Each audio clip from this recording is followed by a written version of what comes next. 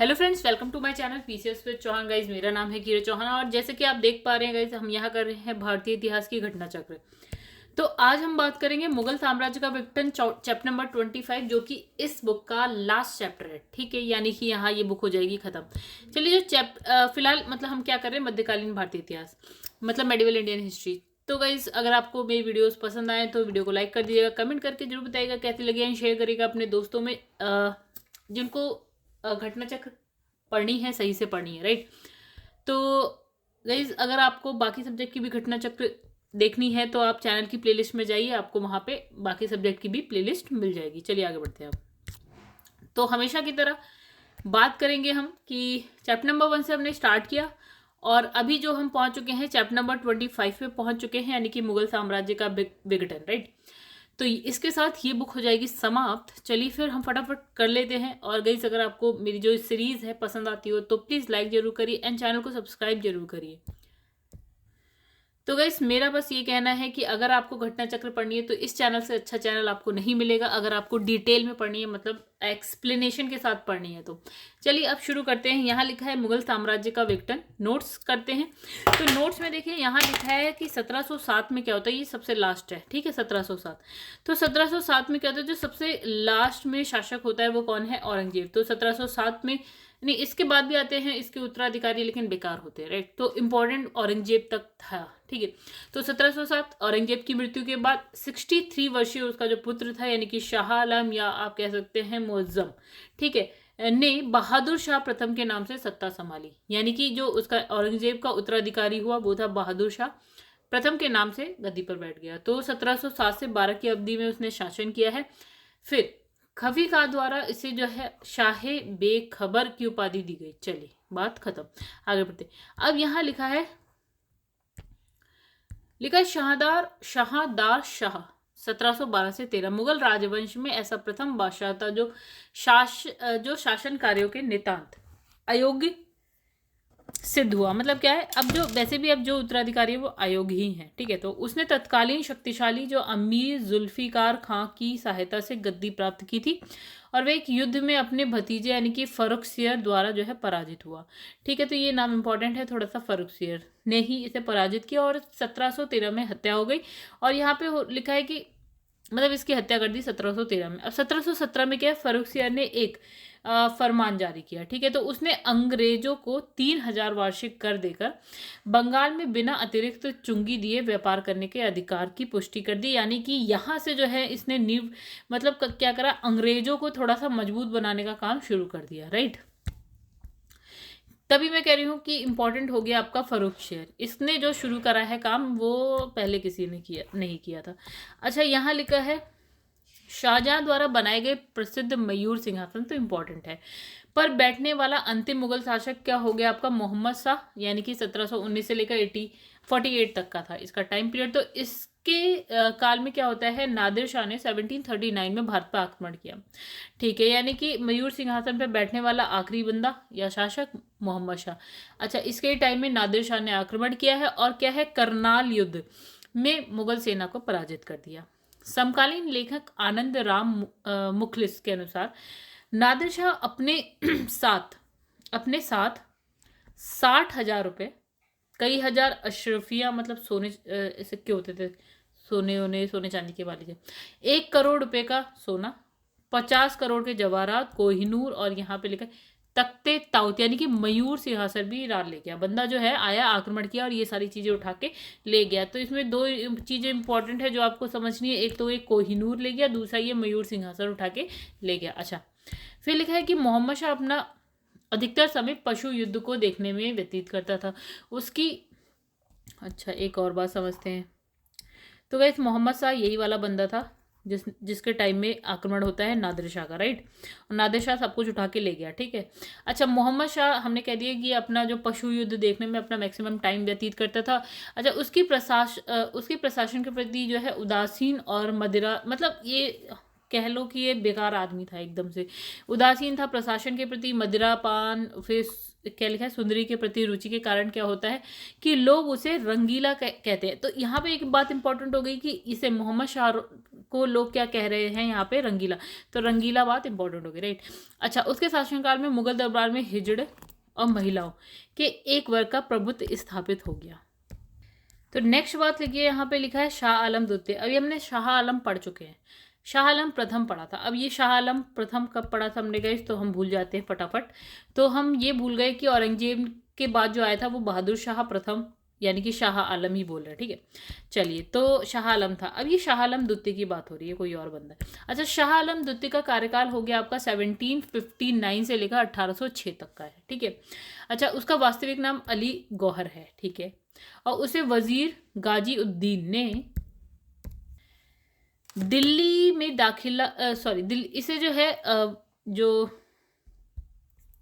हमने पढ़ा, वजीर नाजी उद्दीन ने क्या किया, इसे दिल्ली में दाखिल नहीं होने दिया, राइट। अच्छा, शाह आलम द्वितीय के समय में दिल्ली पर जो है अंग्रेजों का अधिकार, यानी कि 1803 में हो गया, राइट। अच्छा, आगे बढ़ते हैं। तो इसमें लिखा है अंतिम जो मुगल सम्राट है, यानी कि बहादुर शाह द्वितीय, इंपॉर्टेंट नाम, अथवा बहादुर शाह जफर, ठीक है। अच्छा, ये इंपॉर्टेंट नाम है। अच्छा, के पिता का नाम क्या है, अकबर द्वितीय है। अब वो अकबर दूसरा ही, अकबर दूसरा, अकबर द्वितीय है था, ठीक है। यानी कि बहादुर शाह द्वितीय, या फिर आप कह लीजिए बहादुर शाह जफर, ठीक है। और पापा का नाम इतना इंपॉर्टेंट नहीं है, छोड़िए। वे बिना साम्राज्य का सम्राट था, मतलब मुगलों का था अंतिम, ठीक है। तो सम्राट तो था। अच्छा, इब्राहिम ज़ौक, और क्या लिखा है, असद उल्लाह का गालिब, उसके कविता के शिक्षक थे, ठीक है, कोई नहीं पूछ रहा। अच्छा, हसन अस्करी उसके क्या है, आध्यात्मिक निर्देशक थे। ये भी मुश्किल से ही कोई पूछेगा। अच्छा, लिखा है कि बहादुर शाह जफर को ईस्ट इंडिया कंपनी की ओर से प्रतिमाह 1 लाख पेंशन, 15 लाख रुपए उनकी जो है अन्य परिसंपत्तियों के लिए किराए के तौर पर, और 1000 रुपये पारिवारिक खर्च के तौर पर मिलते थे। मतलब ये कितने रुपए किस चीज़ के लिए मिलते थे इंपॉर्टेंट नहीं है, ये बस समझिए कि बहादुर शाह जफर को ईस्ट इंडिया कंपनी की तरफ से पैसा मिल रहा है, पेंशन मिल रही है, ऐसा समझिए, ठीक है। 1862 में क्या होता है, इनकी हो जाती है मृत्यु 1862 में, ठीक है। तो इस वक्त तक तो अंग्रेज बिल्कुल छा गए थे भारत में, ठीक है। आगे बढ़ते हैं।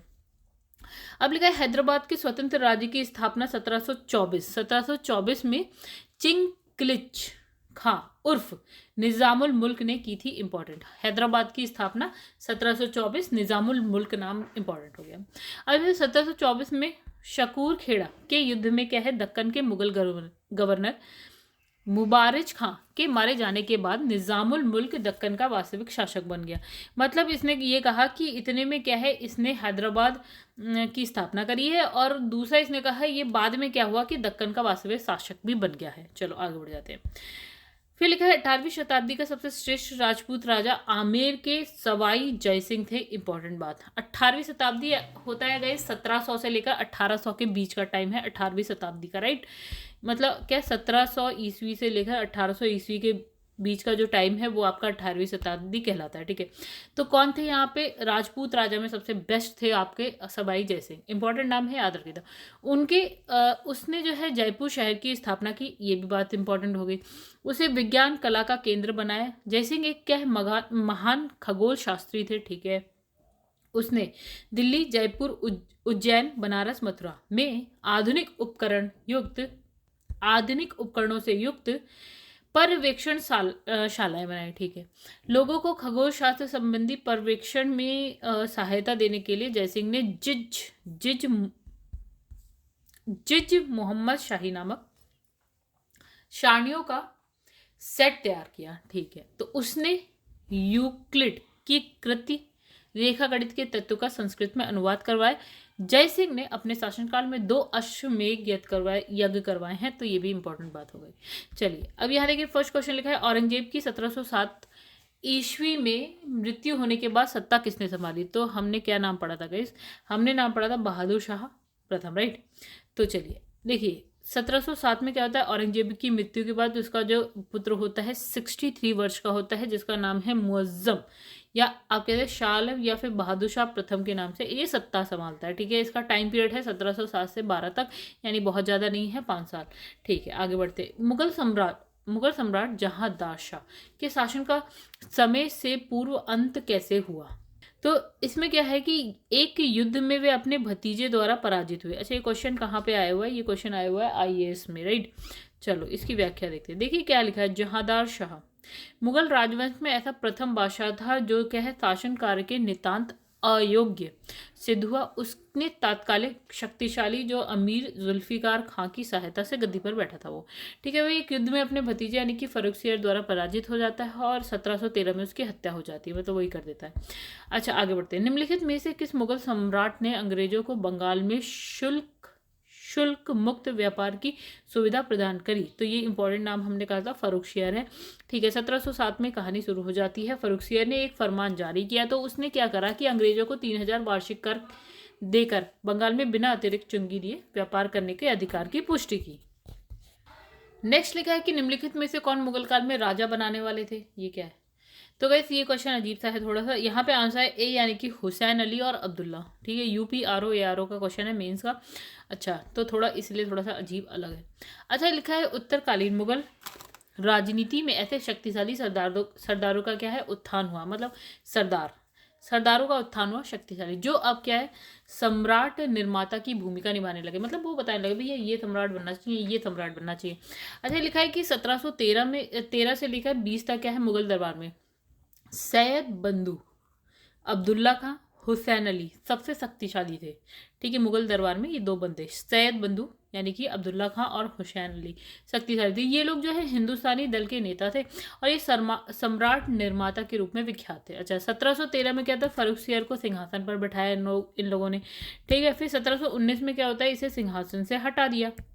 13 पर फर्रुखसियर को सिंहासन पर बिठा के 19 में हटा दिया। इसके बाद 3 कठपुतली सम्राट, मतलब बस नाम के, ठीक है, रफी उद दरजात, रफ़ीउद्दौला एंड मोहम्मद शाह को सैयद बंधुओं ने सिंहासन पर बैठाया। ओके तो ये नाम याद रखने की ऐसा जरूरत नहीं है, ठीक है। मोहम्मद शाह के शासनकाल में सैयद बंधुओं का पतन हो गया।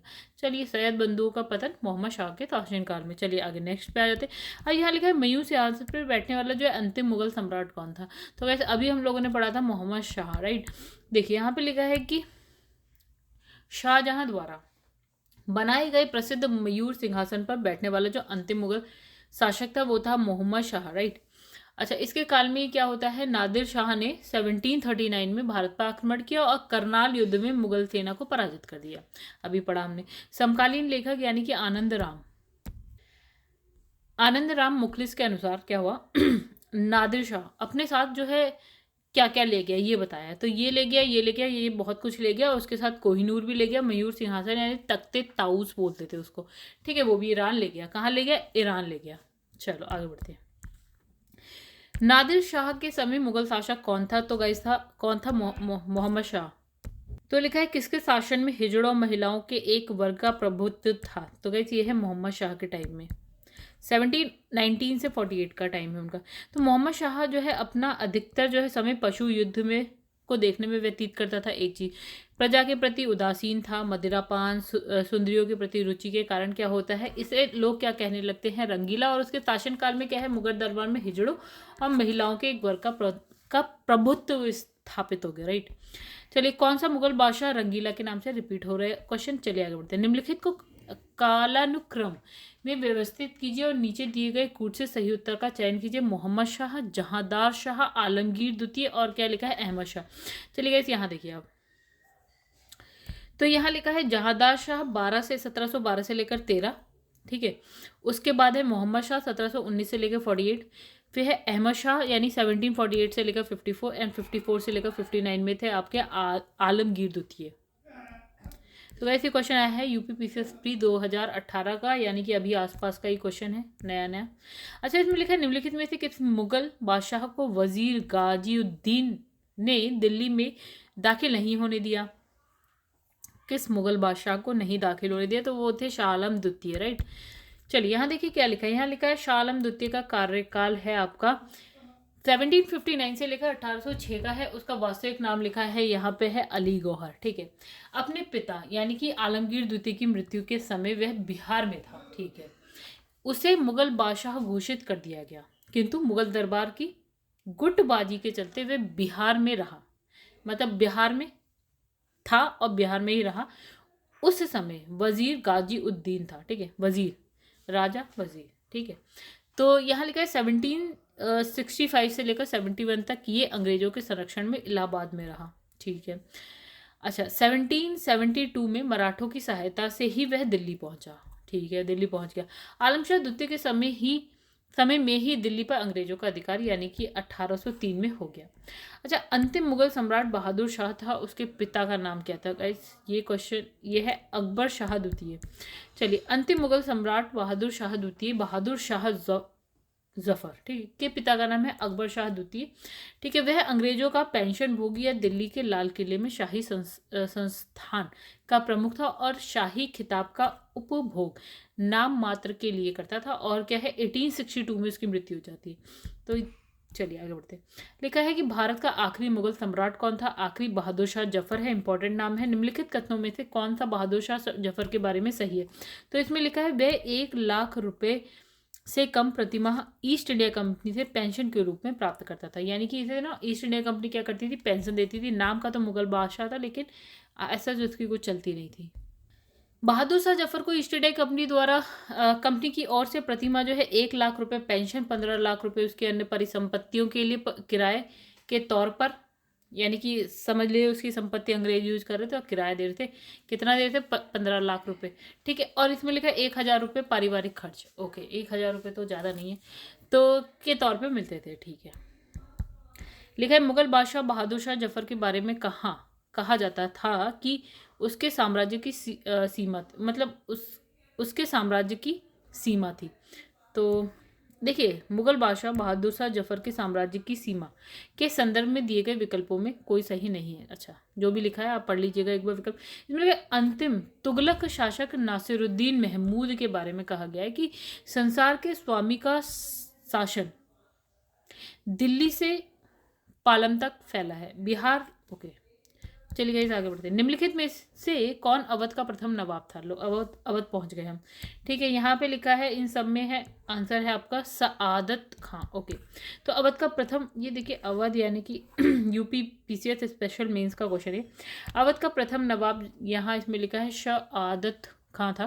फिर इसमें तुरानियों ने हैदराबाद राज्य की स्थापना करी जो स्वतंत्रता प्राप्ति तक बना रहा। ईरानियों ने अवध राज्य की स्थापना करी। 1722 में आदत खां को अवध का सूबेदार नियुक्त कर दिया गया, जहां उसने अपने भतीजे और उत्तराधिकारी सफदर जंग के माध्यम से स्वतंत्र शासन किया। स्वयं शाही दरबार में ऊंची राजनीति खेलता रहा और 1739 में उसकी मृत्यु के बाद उसके उत्तराधिकारी सफदर जंग ने बादशाह के प्रति नाममात्र की निष्ठा रखना भी अस्वीकार कर दिया। लिखा है निम्नलिखित में से कौन हैदराबाद के स्वतंत्र राज्य का संस्थापक था? ठीक है, तो आंसर है आपका चिनकिलिच खां, राइट। हैदराबाद के स्वतंत्र राज्य की स्थापना 1724 में चिनकिलिच खां यानी कि आपका निजामुल मुल्क ने की। और 1724 में क्या होता है, शकूर खेड़ा के युद्ध में दक्कन के मुगल गवर्नर यानी कि मुबारिज खां को मारे जाने के बाद निजामुल मुल्क दक्कन का क्या हो गया, वास्तविक शासक बन गया था। चलिए नेक्स्ट क्वेश्चन लिखा है निम्नलिखित में से किसने दिल्ली में खगोली वेधशाला, जिसे जंतर मंतर कहते हैं, बनाई? इंपॉर्टेंट क्वेश्चन हो गया, तो आंसर है जयसिंह द्वितीय। अच्छा, यहाँ पे लिखा है जयसिंह द्वितीय ने दिल्ली में खगोलीय वेधशाला यानी कि जंतर मंतर बनाई। इसने दिल्ली के अतिरिक्त उज्जैन, मथुरा, वाराणसी, जयपुर में भी वेधशालाएं बनाई। चलिए, इंपॉर्टेंट था। महाराजा जयसिंह द्वितीय ने वेधशालाएं कहाँ कहाँ बनाई? फिर वही क्वेश्चन है गाइस, रिपीट हो रहा है। देखिए यहाँ पे क्या लिखा है, उज्जैन, मथुरा, वाराणसी, जयपुर, राइट।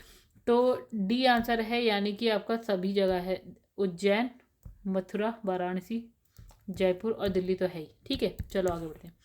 अब लिखा है 1773 में जिज मोहम्मद शाही पुस्तक को नक्षत्रों संबंधी ज्ञान से संबंधित है कि लेखक हैं? यहाँ पे लिखा है, आंसर है सी, जयपुर के सवाई जयसिंह, राइट। 18वीं शताब्दी का सबसे श्रेष्ठ, क्वेश्चन आया है राजस्थान, और ये लिखा 18वीं शताब्दी का सबसे श्रेष्ठ राजपूत राजा आमेर के सवाई जयसिंह थे।